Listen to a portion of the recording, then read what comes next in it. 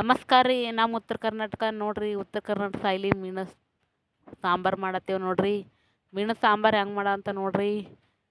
ಈಗ ನಾ ಫಸ್ಟಿಗೆ ನಂಬಲ್ಲಿ 1-2 ಕಿಲೋ ಮೀನು ಆದರೆ ನೋಡ್ರಿ, ಸ್ವಚ್ಛ ತೊಳ್ಕೊಳತ್ತೀನಿ ನೋಡ್ರಿ. ಸ್ವಚ್ಛಾಗಿ ತೊಳೆದು ಇಟ್ಕೊಂಡಿನಿ ರೀ. ಒಂದು 4-5 ನೀರಿನ ತೊಳೆದೀನಿ ರೀ. ಈಗ ನೋಡ್ರಿ, ಎಣ್ಣೆ ಹಾಕೊಂದಿನಿ ನೋಡ್ರಿ. ಎಣ್ಣೆ ಕಾದ ಬಳಿಕ ಬೆಳ್ಳುಳ್ಳಿ ಹಾಕೊಂಡೇವಿ ರೀ. ಬೆಳ್ಳುಳ್ಳಿ ಬೈದಾವ್ರಿ. ಈಗ ನಾ ಒಂದೇ ಒಂದು ಟೊಮೆಟೊ ಹಾಕೋತೀನಿ ನೋಡ್ರಿ. ಒಂದೇ ಒಂದು ಟೊಮೆಟೊ ಹಾಕೊಂಡ್ ಬಳಿಕ ಅದಕ್ಕೆ ಸ್ವಲ್ಪ ಅರಿಶಿಣ ಪೌಡ್ರ ಮತ್ತು ಉಪ್ಪು ಹಾಕೋತೀನಿ ರೀ. ಉಪ್ಪು ಹಾಕೊಂಡ್ ಬಳಿಕ ಖಾರದ ಪೌಡ್ರ್ ಮನ್ಯಾಗೆ ಮಾಡಿದ್ದು ಖಾರದ ಪೌಡ್ರ್ ಹಾಕೊಂದಿನಿ ರೀ.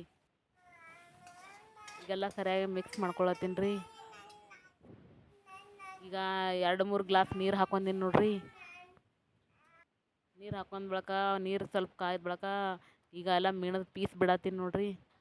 ಅವು ಒಂದ್ರ ಮ್ಯಾಗ ಒಂದು ಬಿಡಬಾರ್ದ್ರಿ, ಎಲ್ಲ ಒಂದೊಂದಾಗಿ ಇಡ್ಬೇಕು ರೀ. ಚೆಂದಾಗಿ ಬಿಡ್ಬೇಕು ರೀ. ಅವಕ್ಕೆ ಡಬಲ್ ಆಗಿ ಬಿಡಂತ ಚಂದ ಬರಲ್ಲ ರೀ ಅವು.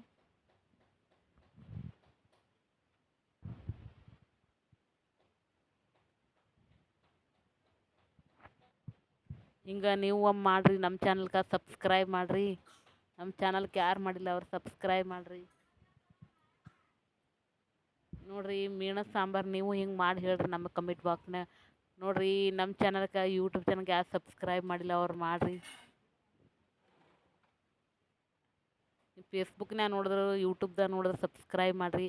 ಕೊತ್ತಂಬರಿ ಸೊಪ್ಪು ಹಾಕೊಲತ್ತೀನಿ ನೋಡ್ರಿ.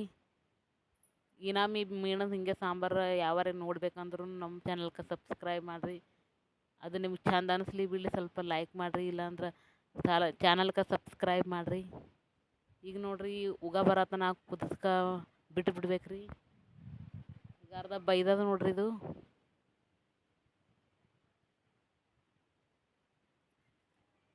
ಇನ್ನೊಂದು ಉಗದಾಗೆ ಜರ ಇನ್ನೂ ಬೆಚ್ಚಗಾಗ್ಬೇಕ್ರಿ ಇದು.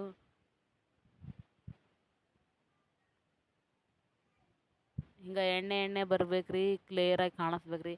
ನೋಡಿರಿ, ಒಂದೊಂದು ಪೀಸ್ ತೊಗೊಂಡು ಹಾಕ್ಕೊಂಡು ತಿಂದ್ರೆ ಸೂಪರ್ ರೀ. ಹಿಂಗೆ ರೊಟ್ಟಿ ಜೊತೆ, ಅನ್ನ ಜೊತೆ ತಿನ್ನಕ್ಕೆ ಭಾಳ ಮಜಾ ರೀ. ಜೋಳದ ರೊಟ್ಟಿ ಜೊತೆ ಅಂತೂ ಭಾಳ ಭಾರಿ ರೀ.